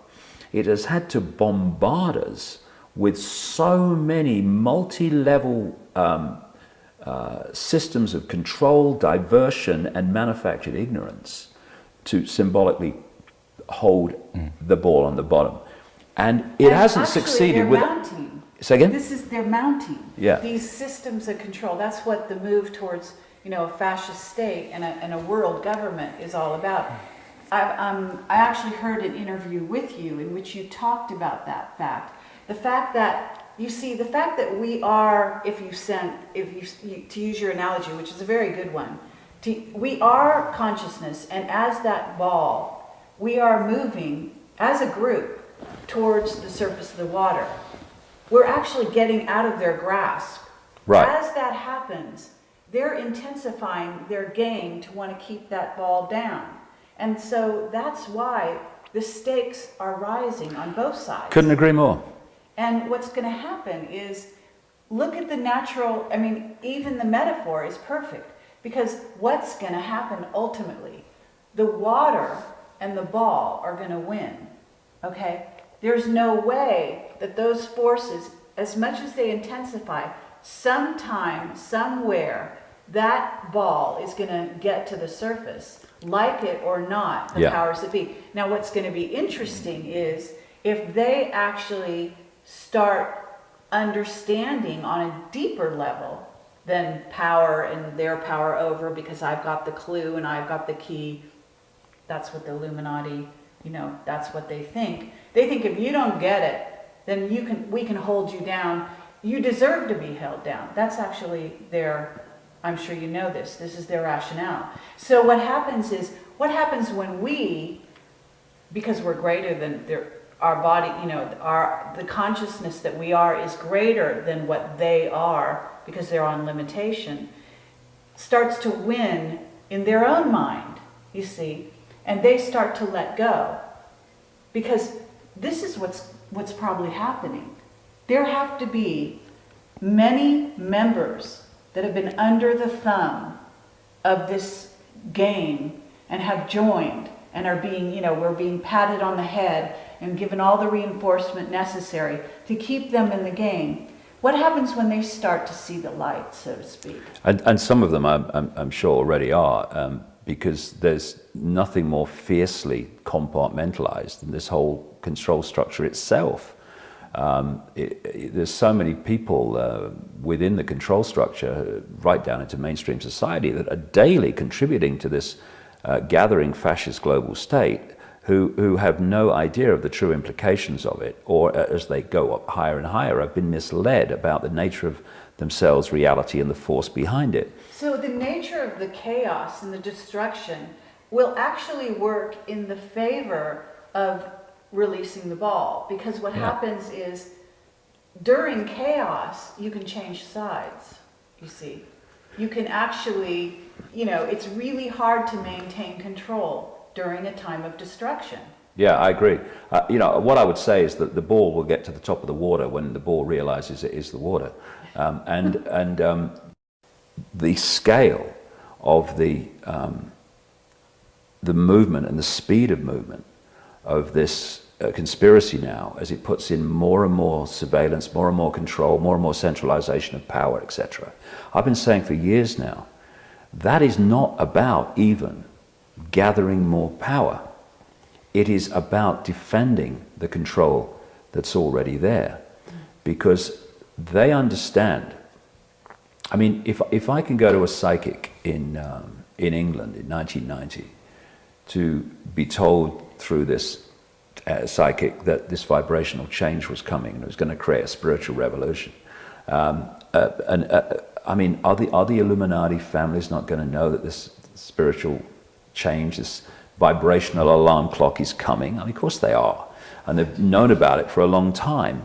And so what we're looking at is when you move the power from we're controlling, we're going to give more power, to we must impose more and more control to stop this happening. They're not in a, if you like, a proactive situation now, as they push this Orwellian state on. They're in a defensive situation, trying to keep the lid on human ignorance as this vibrational change brings it to the surface. And, compared with consciousness, this Illuminati, I mean, they're flies on an elephant's back, and they're going to get removed. And, I think it's not about winning the game, it's not about losing the game.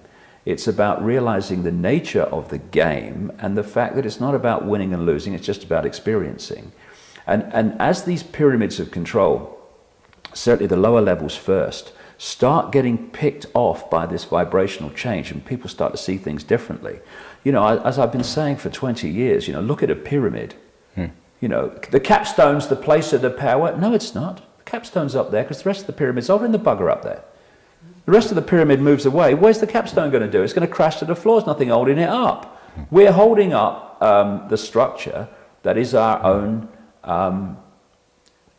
control system. And I used to tell a story years ago. You'll remember, Jim. Larry Grayson, the comedian in England, right? And I knew Larry towards the end of his life. He used to do big shows on the BBC. And I was invited to his memorial service at Covent Garden after he died. And there's another comedian in Britain called Roy Hudd. And he did this presentation about Larry's life. And he told this story, and I sat there and I thought, whoa, that is so profound when applied to what we're talking about. Roy Hudd said that Larry Grayson had told him this story, that in the days of the music hall type theatre, or the last vestiges of it, Larry was in an all-male show going around Britain.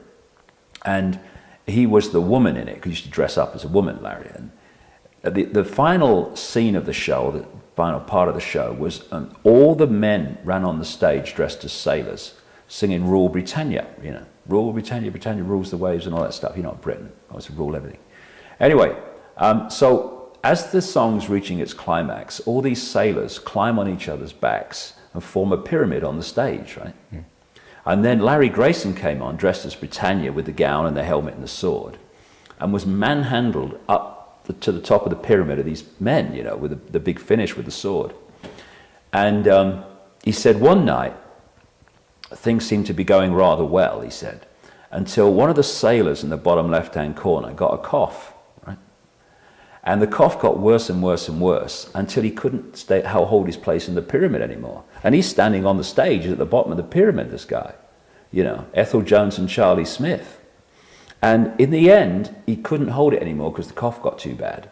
And he had to step out of the pyramid. What happened was Larry Grayson at the top, symbolic of this Illuminati, ended up in the second row because the whole pyramid collapsed because one little guy on the left-hand bottom corner got a cough. Lovely. You know, the pyramid power, in one way, is all roads from the base of the pyramid lead up to the point of the pyramid, and that's how they control. The thing that I would like to connect up with this, it's so interesting what you're saying, and we passionately agree with your thesis here. And one of the things which I love about your work is that it's like, in order to control, or rather, one good way to control somebody is to lie to them. And therefore, if somebody, you know, if you're being lied to, then someone is trying to control you. These things are intimately connected. Right.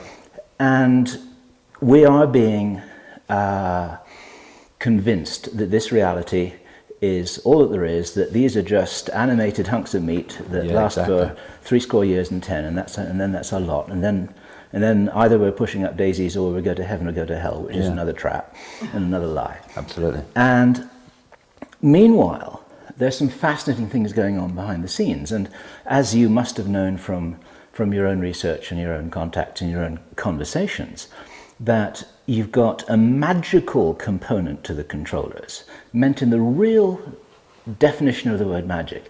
Black magic ceremonies, rituals, sacrifices, all kinds of things that you and I don't want to know about, but actually this is part of the truth of the matter. This is what they do. They evoke jinns, they do strange things, they influence people at a distance. I did an enormous amount of stuff about that in the late 90s. And it's not pleasant to look at, and it's real.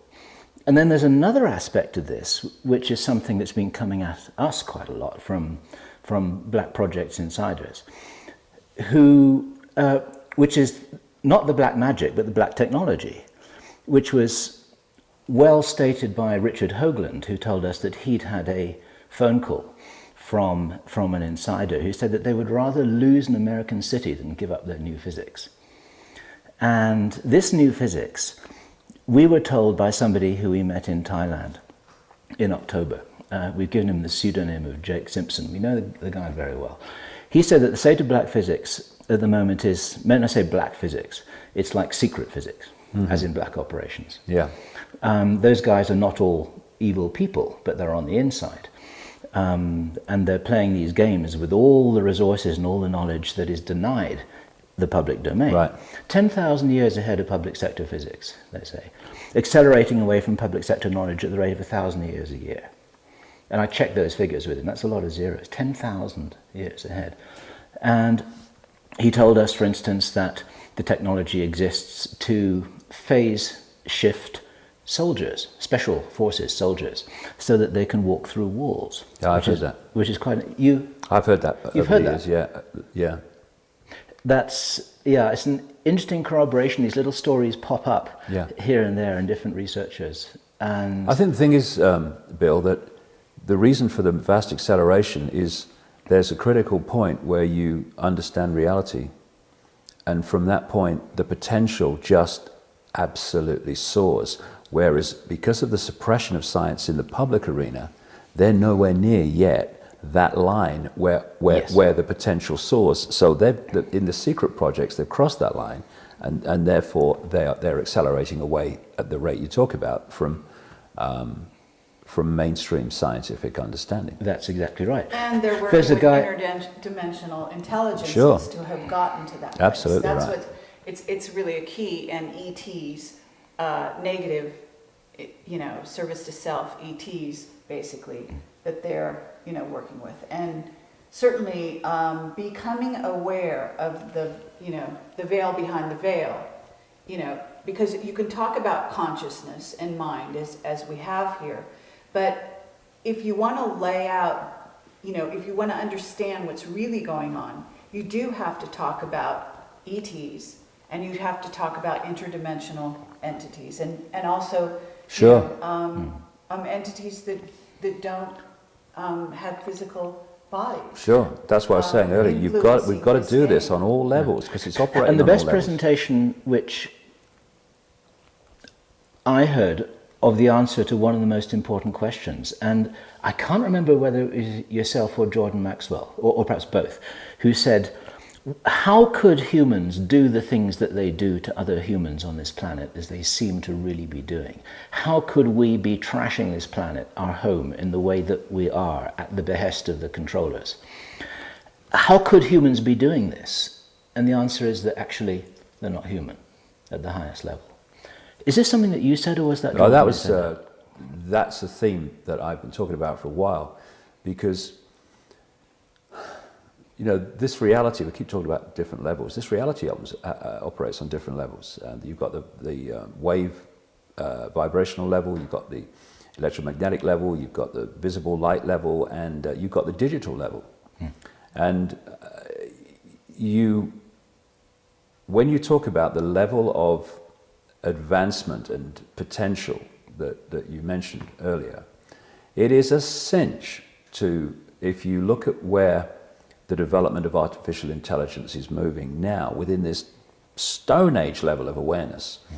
You imagine what is possible at the cutting edge of the secret projects, and even beyond that in the realms of the non-human levels of this. And they have, without question, the ability to create artificial intelligence that looks to in the decoded world, because I'm decoding you now, what you are is a vibrational field.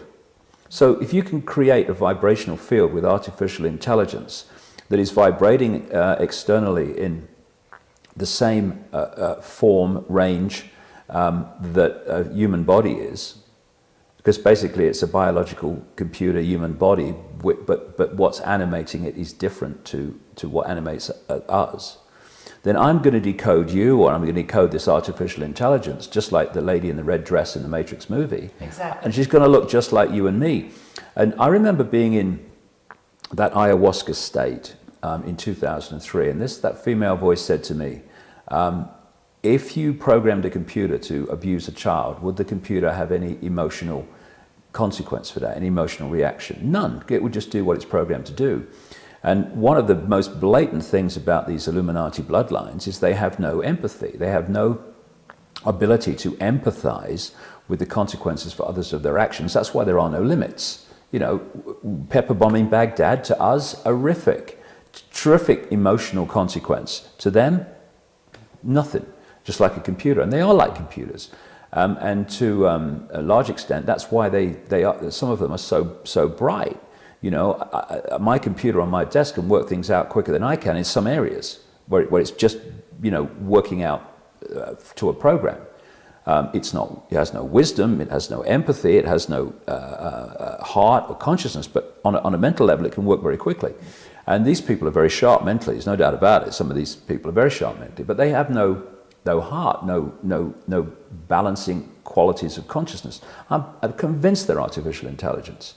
And when I look at someone like Kissinger, I mean, I see an artificial intelligence that has been created by a very, very advanced knowledge, and it looks just like you and me because that's the way we decode it, you know. And well, you know, again, Bill, when you're talking about the rituals and what have you, what are the rituals doing?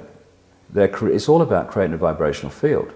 They're creating an energetic environment that allows these interdimensional entities to move into this dimension, at least briefly.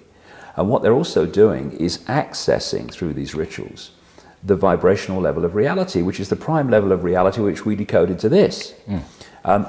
So what they're doing on one level with these rituals, which they often do at vortex points, which are very powerful in affecting the vibrational state of the planet, and the lines of communication lines, that like meridian lines that we have in the body, the planet has, if they do a ritual where a lot of these lines meet, then the vibrational effect of that ritual is going out down these lines, and they're affecting us because we're being affected by that vibrational level, that prime level. So I'm no doubt at all they've got technology too that is creating disharmony within the vibrational level of this reality, which then will create disharmony here, you know. And the thing is, though, I remember this. That's seen in the Matrix, because people read things in different ways. I read Neo's journey as becoming conscious. I mean, I think that's probably what they meant, but that's the way I read it very powerfully. And there was a point where he's in a simulation with the Morpheus character, and Morpheus is explaining about the agents. Now, for agents, read people that you're talking about that have the ability to do incredible things within this reality because they understand how it works and they keep it from the people. Right. And people who watch The Matrix will remember the scene because the Agent Smith, is in freeze frame in this thing with a gun. And the Morpheus character says to Neo, people have emptied entire clips at them and hit nothing but air. But their strength and their speed is still based on a world based on rules. And because of that, they can never be as fast or as strong as you can be. Right. Because within this virtual reality, there are rules to the game. Some of them are called laws of physics and such like. Consciousness overcomes those laws, does not recognize them, is not entrapped by them. So as we become conscious, we move beyond the box that the controlling force is actually in. Because during my talks, I put two boxes. One's got symbolically a reptilian on it, and a smaller one's got humans on it. Mm-hmm. What they've done, and the whole foundation of how it's been possible, because they're in a box, otherwise they won't be doing what they're doing. Absolutely. And if they're artificial intelligence, they're obviously in a box with a lid on that doesn't open. But they've managed to control human society by putting humans in a smaller box than they're in. Again, we come back, symbolic of the box, they're holding the ball on the bottom of the tank. Mm. As we become conscious, we go beyond their potential. Mm. And that's what they're terrified of.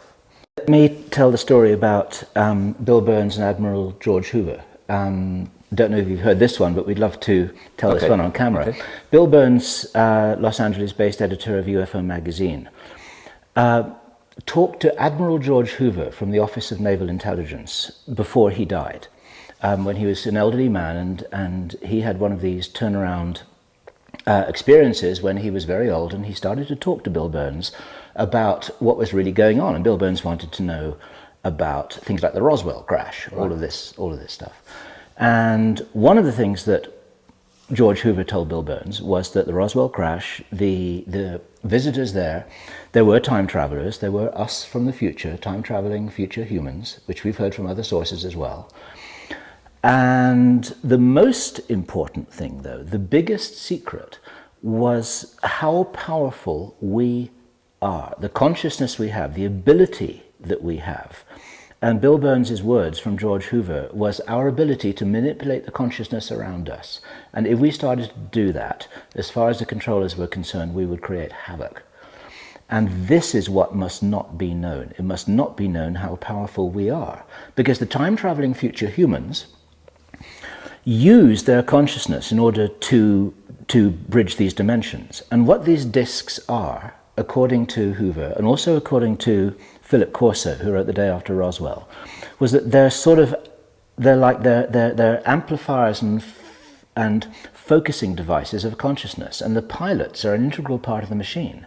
And as any quantum physicist will tell you, its consciousness actually has the ability to determine whether Schrödinger's cat is alive or dead, whether to determine probabilistic quantum outcomes, to actually influence reality. You can't do quantum physics without taking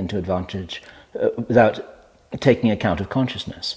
And therefore this means if you have a very high control and ability in that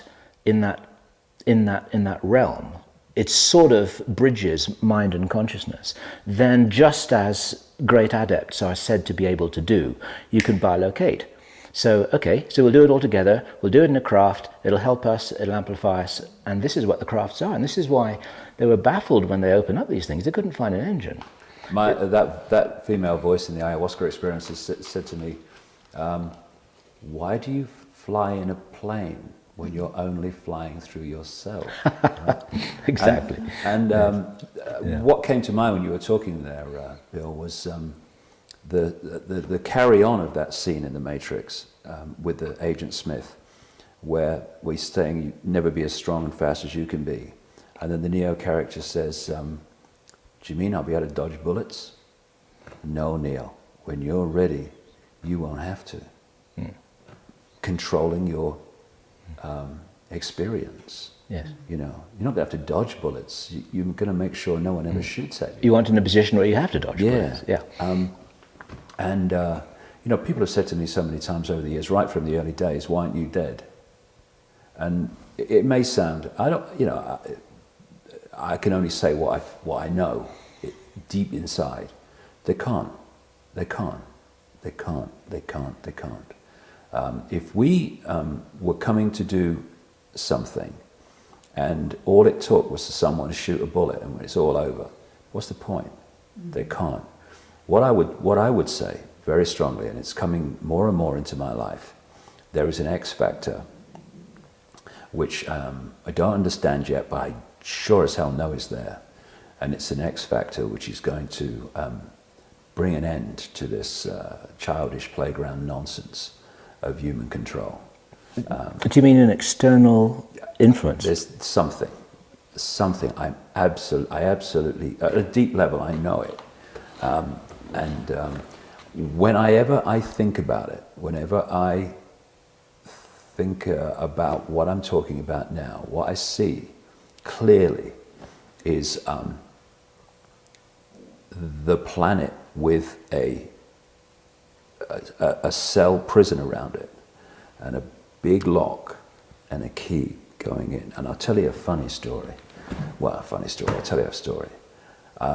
I was feeling so strongly about this about 2 weeks ago. And immediately after, I went on the internet and I'm looking for a picture for my talk.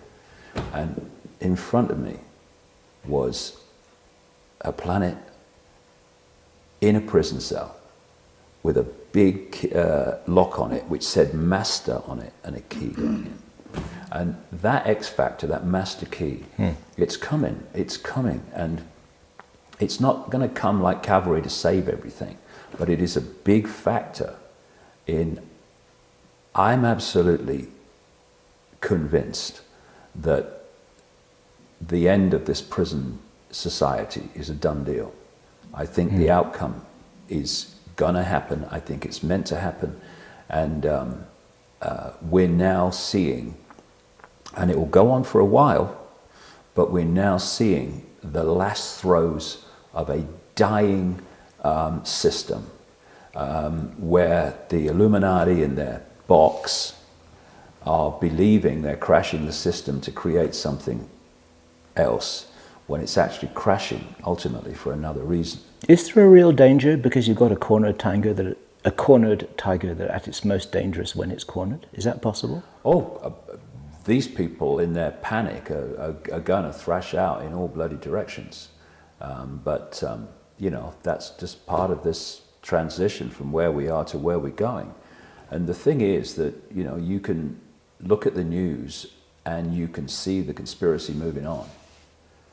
In Britain, it's just getting ridiculous. But what you don't see on the news, and therefore it's not in your awareness, is how fast the awakening from the amnesic sleep is moving on.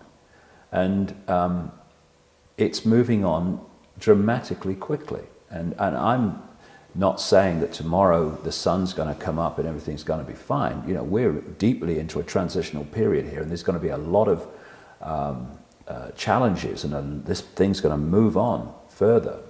But the outcome, I think, is a done deal. This is going down, and then we can start to create a new society based on consciousness values rather than the limitations of mind.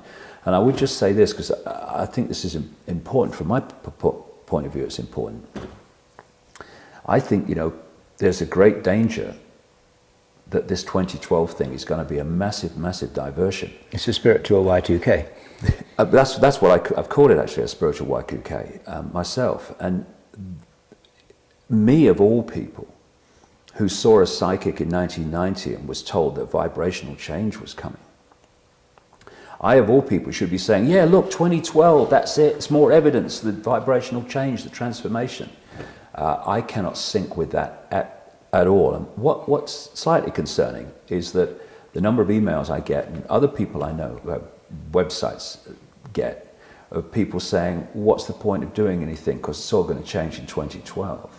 I mean, that's like Obama selling hope, which is always the horse in front on the carousel. No matter how fast you go round, you never get closer to the horse in front. That's what hope does. What hope is, especially in the way Obama uses it, and what Y2K 2012 has the deep potential of becoming, is a holding pattern, a holding position, where people who could be doing something now just wait around. Again, what is 2012 symbolically?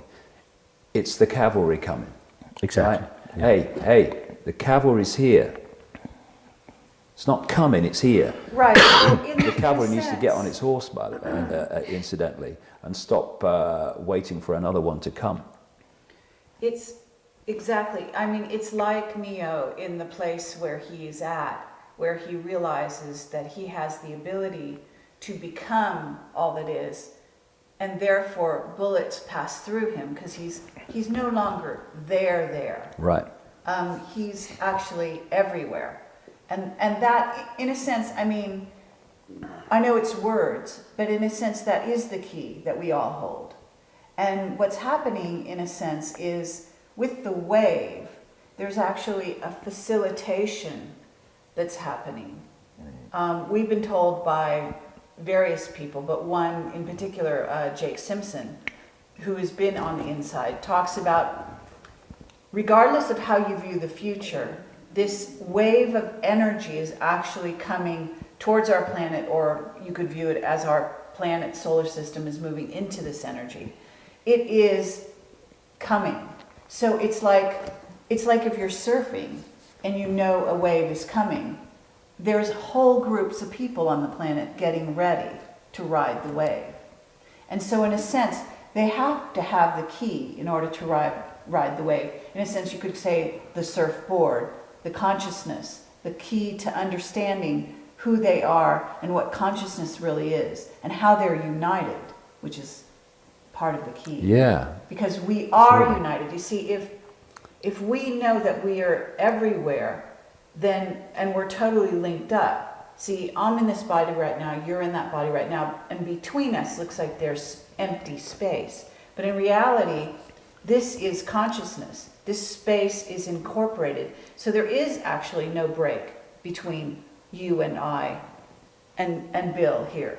We're all in this sea of consciousness. Three tips of the same iceberg. That's why, becoming conscious is the bottom line of everything.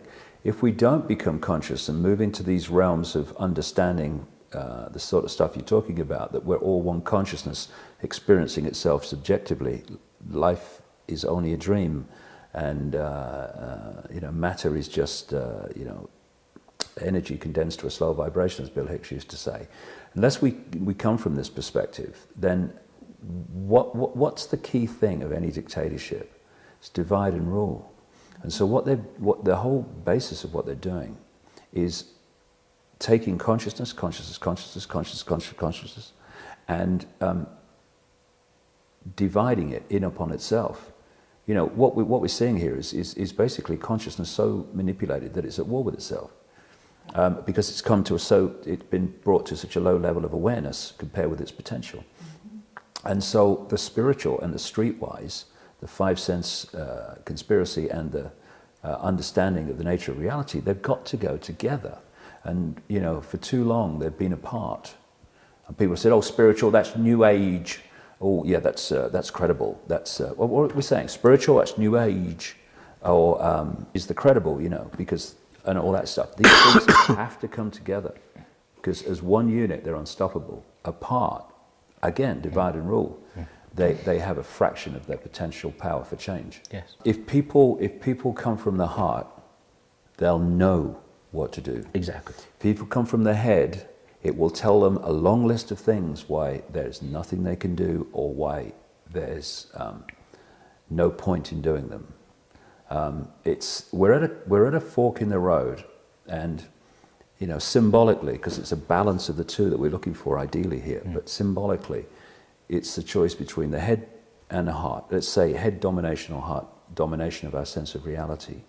And if we take the heart route, then this world will transform from a manifestation of mind to a manifestation of consciousness. Has to, because this is just a projection. This has to follow what goes on here. If we take the choice of mind, then we're going to live in a global version of Nazi Germany. My strong feeling is, although we're going to go closer to a global version of Nazi Germany, ultimately the whole thing will collapse, because the awakening will cease to hold it together.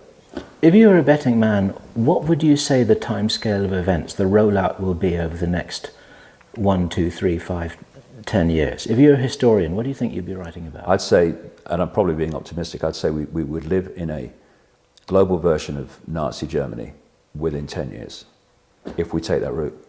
Mm-hmm. If we take that route, we'll, in 10 years' time, be deeply into a transition to a very different world. It's just a choice. But this X factor is going to help us to change the world to one that I would like to live in. Don't know what the X factor is, but I know it's coming. It'll be fun. Wonderful. Well, thank you, David. Thanks, Kerry. Fabulous. It's been a pleasure. Thanks, Bill. Thank you so much. Cheers. Looking forward to the future. Yeah. That's a good wrap. And the future is now. And the future is now. And always was.